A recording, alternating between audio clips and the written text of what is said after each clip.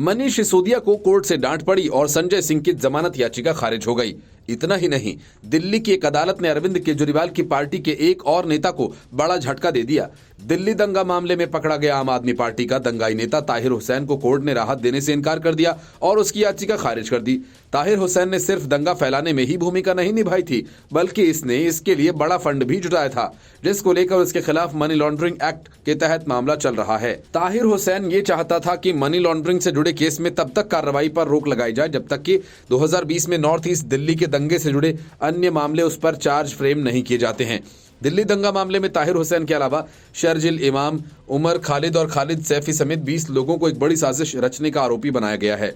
प्रवर्तन निदेशालय ने इस मामले में मनी लॉन्ड्रिंग का केस दर्ज किया था। जांच एजेंसी का आरोप है कि ताहिर हुसैन ने शेल कंपनीज के नाम पर करोड़ों रुपए जुटाए। इन पैसों का इस्तेमाल दिल्ली में सीएए के खिलाफ हुए प्रदर्शन के दौरान दंगा भड़काने के लिए किया गया था। एडिशनल सेशन जज अमिताभ रावत ने इस बात पर गौर किया कि ईडी केस में इस साल जनवरी में चार्ज फाइल किए गए थे और इन आरोपों के खिलाफ हुसैन की याचिका को दिल्ली हाई कोर्ट और सुप्रीम कोर्ट में खारिज हो गई है। अदालत में कहा गया, पीएमएलए के तहत सिर्फ तब ही केस दायर किया जा सकता है जब दंगा फैलाने के लिए बड़ी साजिश रचे जाने की आशंका है और दोनों ही केसेस की जांच सीबीआई और ईडी जैसी अलग अलग एजेंसीज कर रही हैं।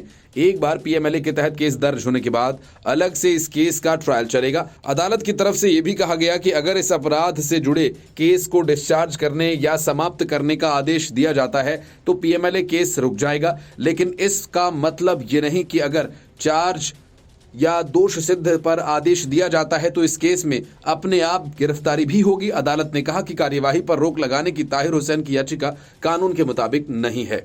Bureau report, news of India.